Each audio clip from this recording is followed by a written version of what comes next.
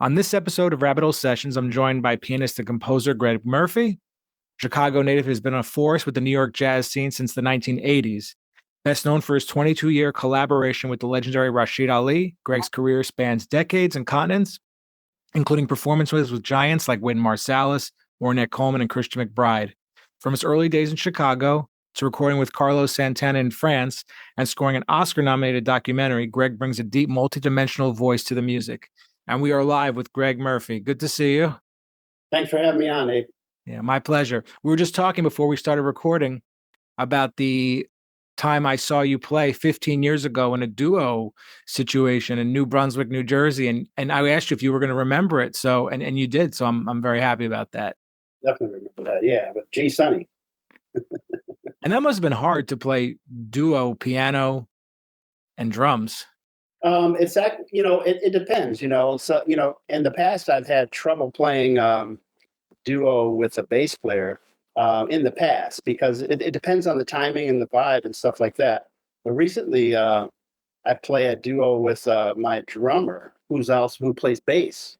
He comes and volunteers at the Inglewood Hospital where I play, and he's got such good timing. Even though he's not a phenomenal bass player, his timing makes it easy to do duos.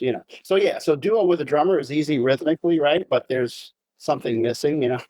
So yeah, duos are challenging for yeah. So your preference is duo with drums and duo with bass, is what you're saying? Well, duo with a bass player that I'm familiar with that has a good time. Yeah. is my preference. And I also like duos with horn players too. Sure.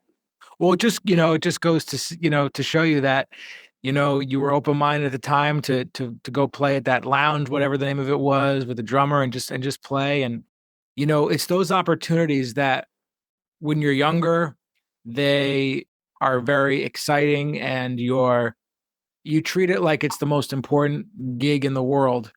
Now, like let's fast forward. That was a duo with drums at that restaurant. Let's fast forward now.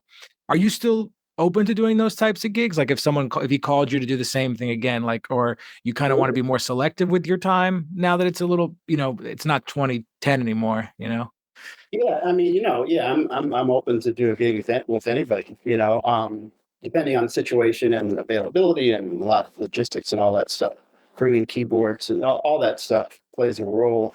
I think I did a duo with Rashied Ali once before. I know we did a lot of trio gigs and stuff with different people with both as sideman and when we were both sidemen doing trio gigs and doing I think we did a duo gig once before too. But might have been my gig. But yeah, but mostly quartet, quintet gig with Rashied. Yeah. But you're still open to doing those types of gigs though. It's Yeah, a gig is a gig. Yeah.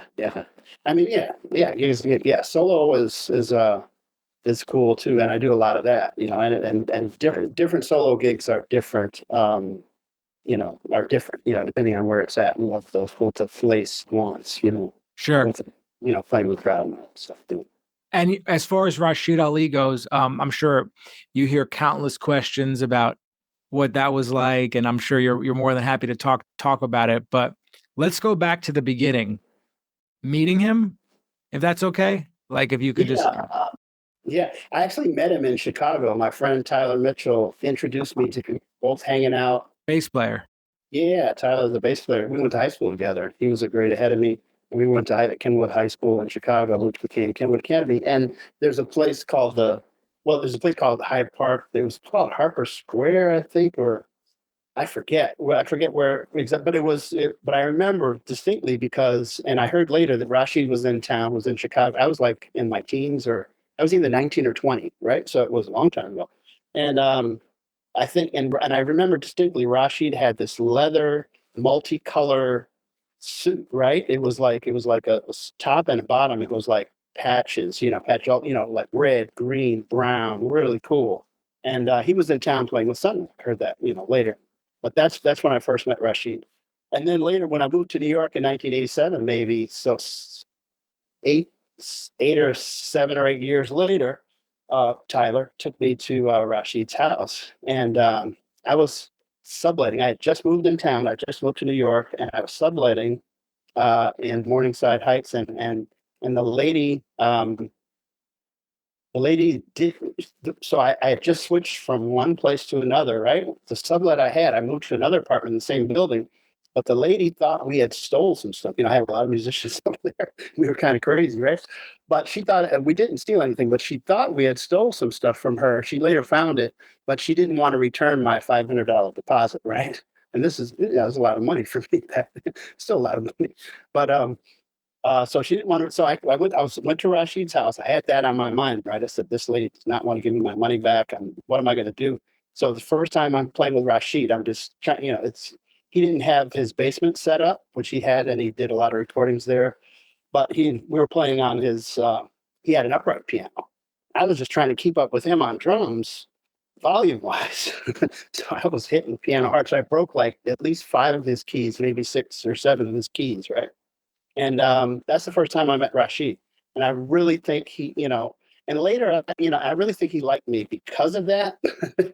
Yeah, I think it's probably what I was playing, maybe, but I never understood. Tyler would say, like a couple months later, man, Rashied really likes you, man. I don't know what it. He said, you got a gig for life. And I'm like, what the fuck does that mean? But it kind of, it kind of turned out that way. Well, aside from the fact that he liked you musically, was there sort of a just comfort? And when I say comfort, like it just feels natural to talk to them. You don't have to put a wall up, and you see the world similarly once you get down to the nitty gritty. Was it that sort of thing too? Well, I mean, we became friends, and he was like probably my best friend toward the end. And but that it took a long, it took me to get my act together before we actually became best friends, and he trusted me to help him with like doing tours and stuff like that, and helping with the booking agents and stuff like that. But we hung out together, but I mean, I guess he liked me because of something rhythmic, maybe, I guess. I mean, for me, it was just comfortable playing with him. He did a lot of different stuff, and we didn't just play free. We played a lot of straight ahead stuff, and he could swing with the best of them. He was amazing. And I remember like when we toured, right? We did a little tour, and then the very first time I played with him, then I came back to New York and started playing with some really good local drummers. And I was looking at, and I think me and Tyler were on the same gig. We were like, man, it's and he was like, yeah, it's a big drop in intensity after playing with Rashied and then playing with somebody else. So Rashied was on fire. So you were his pianist in the band for 22 years. And different bands, but on and off. I had gotten fired like maybe at least once or twice in that time. what do you mean when you say fired? Like he was like, "Hey, I'm going to try someone new," or there was like an argument? Like, what does that mean? The recording session, I didn't. I was like 2 or 3 hours late for the second for the recording session, and he said, yeah, sorry, you're fired. And that was it. It was a lot of stuff involved with that, but it ended up, so he got instead of getting another piano player for the second half of the date, he got another bass player. But when the record came out, I was on like 90% of the record. So he was mad about that, obviously. But then how did you get back in his good graces? I became, pretty messed up and unreliable. And yeah, so I was messed up in the game, doing a lot of drugs and stuff like that. Oh, drugs. Yeah. I mean, that's why I overslept, because I was hanging out too much, probably partying too much. And then I was, yeah, story of my life, But after that, eventually I got clean, and I've been clean for like 23 years, right? Going on 24. So when I did, get my act together, and it's a one day at a time thing, right? When I did get my act together, I said, "Hey, I'm ready. I'm ready to come back in the band." This is like 2004, 2003, and he was like, I'm not really hearing piano right now. So he was, but in 2005, I got back with him. I think it took me, yeah, I might have had maybe 3 years off with him, So it wasn't 22 years consistently, but from the beginning to the end, it was 22 years. So yeah. So anyway, yeah. Well, I mean, well, first of all, congratulations on that. That's you decades of sobriety, and that's amazing to hear. And I know, but there were probably more drugs at the time it was more prevalent, right? Um, I guess, yeah, I guess. I mean, it was definitely, yeah. I mean, it was definitely prevalent in my world. Some people it wasn't even a part of their life. So it depends on what you're doing, who you were hanging out with. But yeah, but it got in the way, and but sometimes things happen, and you kind of like are okay with it if you run with. Like when I was in high school, right? I was smoking a lot of weed and stuff like that. And and I wasn't smoking weed I was getting like D's and C's when I was a freshman and sophomore. And then as a junior and senior, I started smoking weed, right? And then I was starting to get A's and B's, right? So I thought the weed was helping me. And that kind of ran with that for a I while. don't know what happened, but at least I don't know if this was like this for you, but like in middle school, like there was no marijuana, whatever, whatsoever. Like no one talked about it. And then as soon as I got to high school, like within a week, everyone was talking about marijuana. Did that happen to you, or were people doing it in middle school too? Yeah, no, I didn't. When I was a kid, I didn't experience it. I didn't even hear about it in middle school. Yeah, I didn't hear about it like Something about going to high school is when the drugs come into the picture. that. Yeah, yeah, yeah. So that's yeah, it's always a challenge to but yeah, it is what it is. Stuff Yeah. happens. Well, I appreciate your being honest. What I was going to say was Rashid had told me, even when I was getting high a lot around him, he would always be like, just be careful, just be careful. I'd have, to have sessions in the house and find some stuff in the ashtray or whatever. He's like, just be careful. And he said, you know what? You still sound good whether you're, and he said, whether you were high or not high, you still sound good. And I was like, and I kind of ran with that too. I was like, okay, if I can play, because my attraction when I was living in New Orleans, I wasn't getting high. I studied with Ellis Marsalis in New Orleans in '85 before I, moved to New York. And, I wasn't I wasn't a full blown active drug user, but,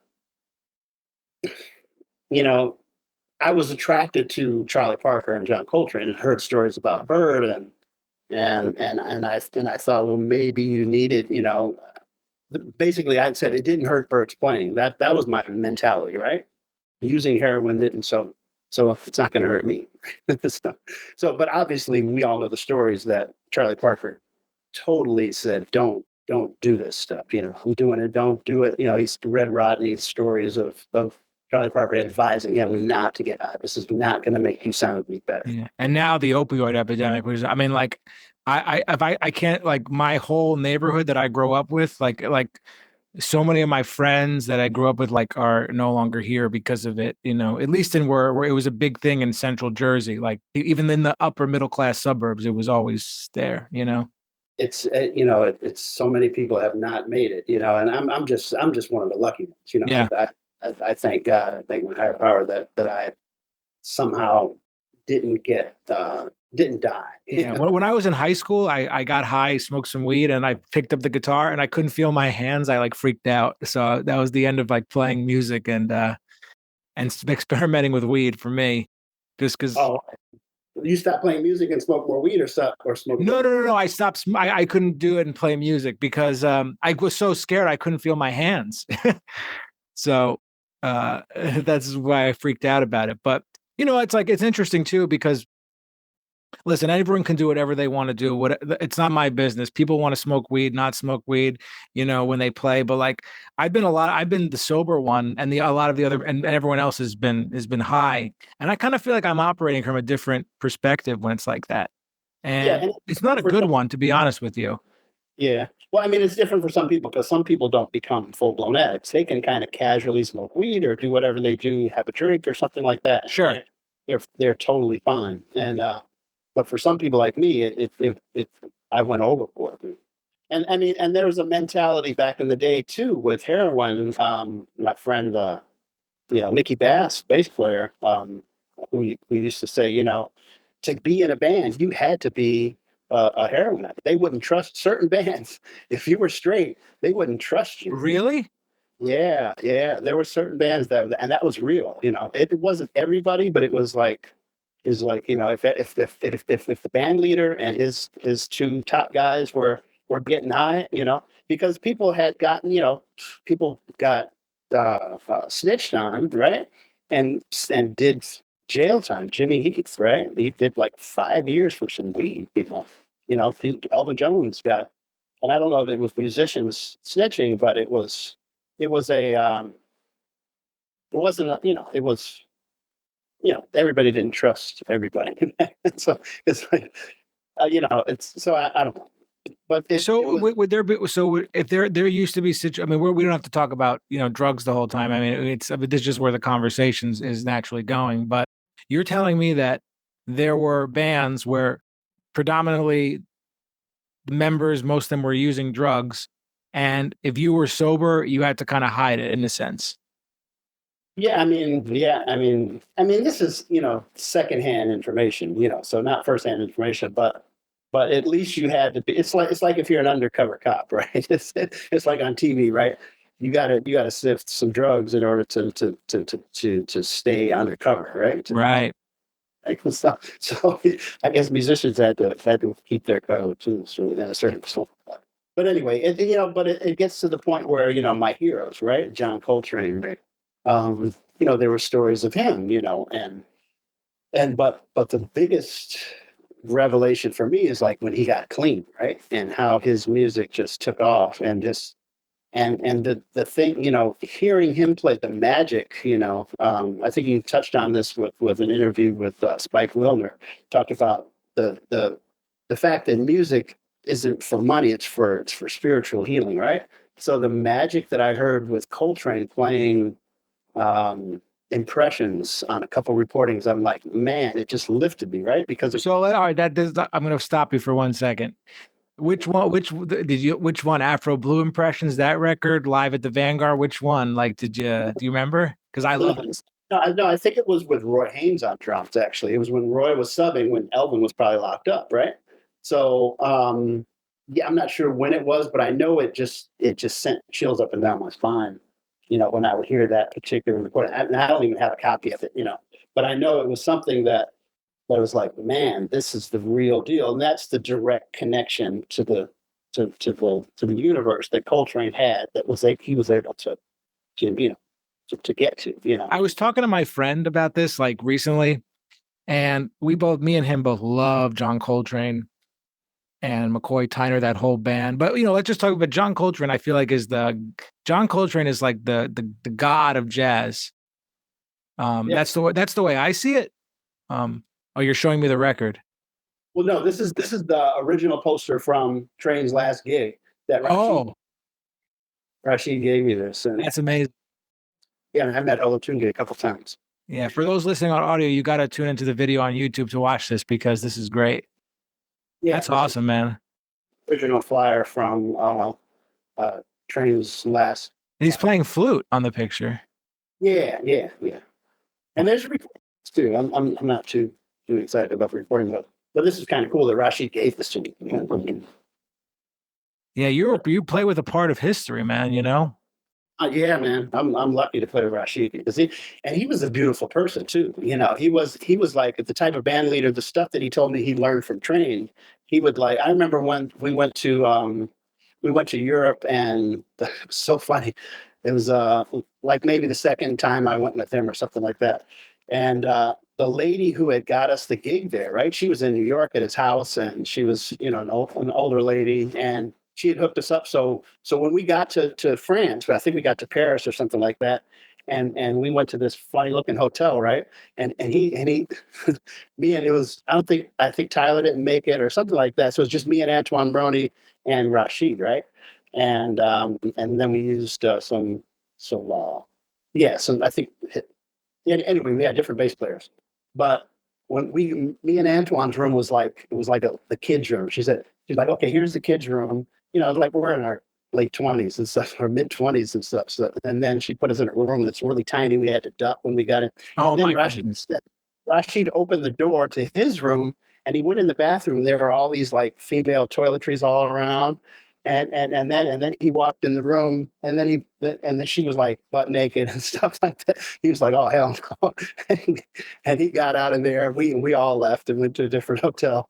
But so she didn't pay us. So there was some money issues, and I was like, come on, Rashied, you don't have to come out of your pocket. He was like, I actually went later and got some money from her. I met her, because it's like, you're supposed to pay us for these certain things or whatever. And he wasn't worried about that, but I went and got the money and gave it to Rashied. It wasn't a lot, a couple thousand or something, less than 1,000 maybe.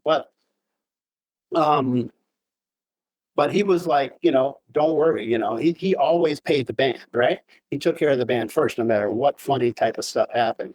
And he always treated the musicians like, and there were stories of Coltrane would do that too. He said 2 clubs in a row. He went with Train to, I think it was at the Vanguard and then someplace in Philly where, Rashied was playing with Train, and he did the first set and they started playing their thing, doing their thing, and, which was more free, right? And then the club owner would come to them and say, "Hey, can you play some of this record? My favorite things, Giant Steps." And Train said, "We don't play that stuff today." And then they fired him. So he got fired from 2 clubs in a row. But the Train said, "Hey, you guys are getting paid what I said I was going to pay you." Well, I think that's the, if as a band leader, you got to be ready that if the shit hits the fan, like you got to be ready to pay the band out of pocket. At least that's the way I feel.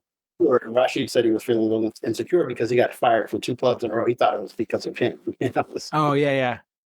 But you know what I mean though? Like I mean, like if something like if something, I mean, there's extenuating circumstances, but How many band leaders don't adhere to that standard? Some band leaders are like, well, I didn't get paid, so you guys are gonna have to wait. And then weeks later, it's like, come on. No, if you pay the band right away, if you can.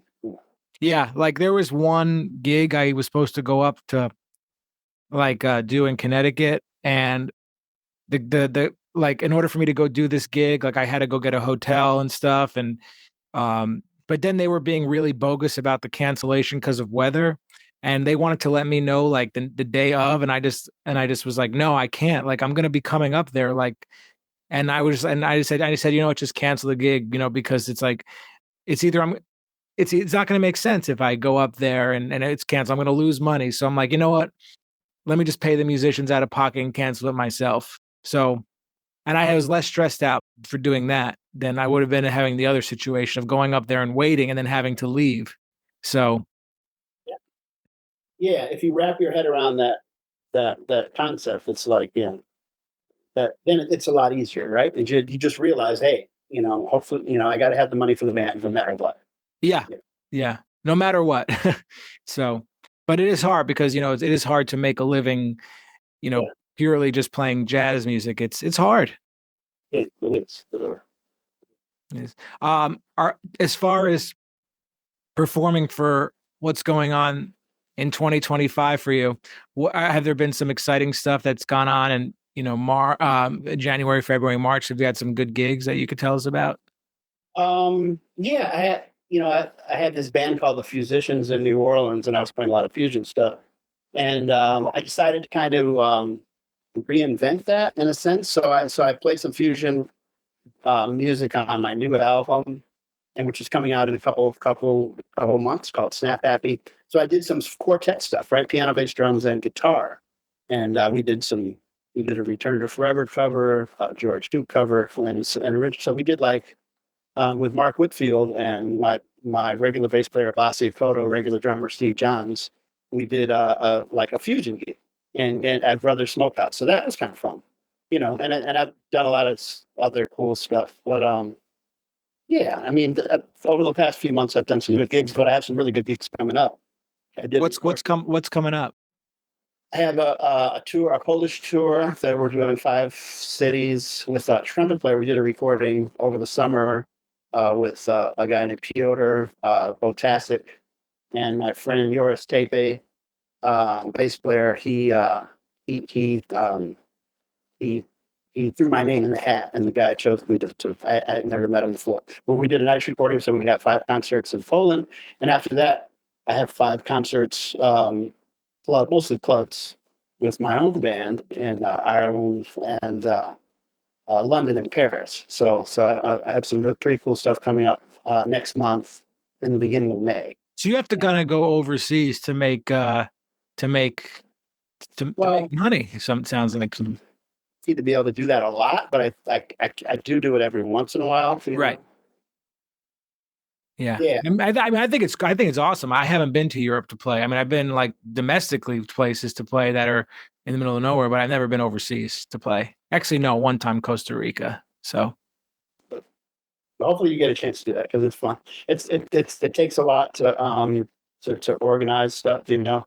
Actually, my friend who got me over there on my own with my own group, you know, with some local cats, and I don't know if it's his birthday for the St. Patrick's Day, and so I played in the middle of Northern Ireland, and then I've been able to get some.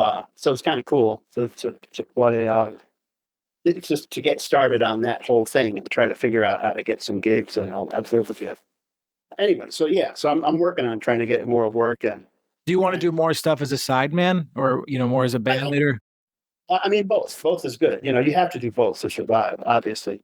Um, I mean, yeah, unless you're a superstar and you can just do your own thing, you know. And there's only it's only a handful, a couple dozen, I would say, like people that can do that and just do their own thing in jazz. You know? What kind of sideman gigs would you like to do more of? You think like in terms of instrumentation or where you're playing, like what would you like to do more of as a sideman? Well, I'm on Steve John's new recording, so we have some gigs coming up. We've done a couple gigs, but that's kind of cool. Where there's actually just a big rhythm section with vibes and guitar and piano, bass, and drums. So Nice. recording that's getting some airplay with and then the He's coming on my podcast actually, Steve. cool. Well, yeah. So we have a couple gigs coming up at here, local gigs, and then the guy that I've recorded with Alvester Garnett was on the original recording, and this guy Mark Shim, but Tommy Campbell's going to go to Europe with us, and so that's going to be cool. So I like that band. That band has some really cool music. So it's trumpet, sax, piano, bass, and drums. So I like that type of side of stuff. Yeah. That's the stuff I really like with Rashied's band when we had when we had two horn players and sometimes we had three horn players. Was was the last band with Lawrence Clark and Josh Evans? Yeah. And that was really fun because we got some good gigs and we could stretch out and it was nice being where I wasn't, it was nice being in the middle. As a piano player, I'm smack dab in the middle with the bass and drums and horn players, right? So I can lay out, I can interact, with Rashied, it was so, he rarely told us how to play, or what to do, It was depending on the person's compositions, and the compositions came from people all over the band or like full of people outside. Yeah. But Now, you've been very lucky, man, to do that and to do what you're doing now. It's very, it's a very fortunate position. yeah, and I think my instrument kind of lent, the fact that I'm a piano player, that helps because I can do solo gigs, I can do trio gigs, I'm in the middle, right? So and you're a guitar player, right? Guitar, yeah. Yeah. So you're that way too. I mean, your instrument, you can be in the middle too.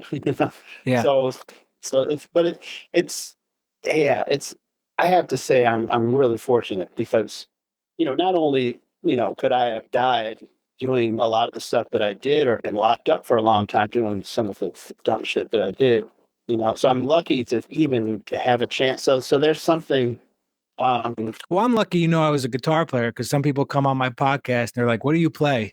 And I'm like, "Come on, man," do your homework. So no, but no, go on. What were you saying? Yeah, I mean, you have I have to consider myself lucky in a sense, because there's a lot of people that do what I do and could do it a lot better, and they're and or do it differently or whatever. So and a lot of people that it's I don't really know what to say. I'm very fortunate. Sometimes things work out, and sometimes things are fucking hard, too, because my wife, that's our wedding picture, right? She passed away almost 18 months ago. Oh, man, I'm so sorry to hear that. I met her. We were together for like 14 years or something like that. And, you know, it was, I was really lucky to be with her, and now that she's gone, I don't feel so lucky, so it's really tough because we had a great relationship and we were comfortable, and she would travel with me sometimes, and we'd travel with her.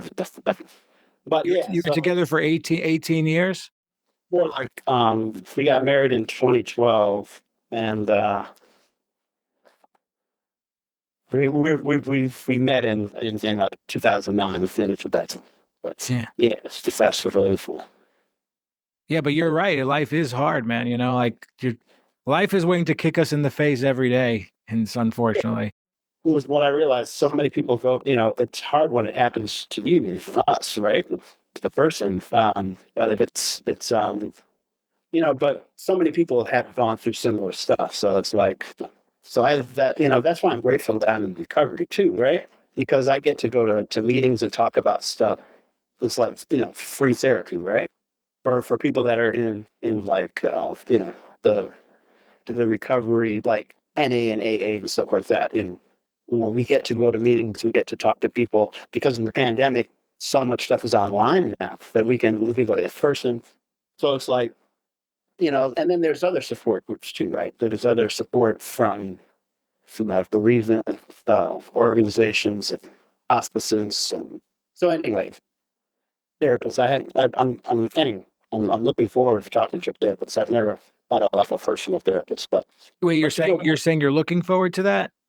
Looking forward to that. Yeah, I'm trying to set something up through my insurance, just like I'm trying to set up a root canal through the insurance. Yeah. Well, the thing about therapy now is that it's very accessible. Like, put it this way, like I got hit by a car like 2 years ago, and I was all fucked up for like, just like not operating at my normal frequency, and like I just went on BetterHelp, which is an online platform, and very much affordable, like to the average person out there. I don't want to say average person sounding like, oh, like, but it was affordable. You weren't paying hundreds and hundreds of dollars for a session. You were able to have sessions for maybe like, I can't remember, maybe like $75 to $90, but you could also go to these free workshops. Now, was this physical therapy for physical? No, it's online, but you can do it. You can do it on phone or text therapy or video therapy. So I would just do video. So yeah, I had a couple sessions where I just like needed to talk to somebody about what had happened. And and a big part of it was actually like not through the speaking to the person, but like he was like, you should go to these workshops where they talk about dealing with trauma, because the workshops were the most helpful, but those are all free. Then they were live too, and you could ask questions in them. So it was very, very good. So free therapy is the best. Free? Yeah. I mean, I'm an advocate for therapy in general. Not talking to somebody who's gone through it, it could be your friend. It could be somebody you met. It could be somebody on the street. Talking to somebody that went through the same stuff. Hey, what did you do? How did you get through, the loss of your wife? How did you get through being around people who use drugs and know that's going to get you in a lot of trouble if you use drugs. So yeah, all that stuff. How did you get through it? Maybe I can get through it too. That's open stuff. Yeah, I think we can all, if we all have someone who's been through it that we can relate to, or has been through something similar, then that's half the battle of recovering it. Yeah. And it's the same thing, finding good teachers, finding good mentors, good friends, people you could talk to. They don't necessarily have to be maestros like Ron Carter or George Coleman. Which I'm happy to call friends and master teachers too, who I've studied with and can talk to. Yeah. But it's good to reach out and find your people. If they don't find your people that you can talk to, right? Yeah. Sometimes it's your help sometimes comes from unexpected places. Yeah. Well, no, this has been Greg, thanks so much for talking with me today, and thanks for your honesty. And being so open to sharing the stories with the audience. I'm sure a lot of people are gonna hear it and definitely gain a lot of insight. So thanks so much. Thanks, Abe. Thanks for having me, man.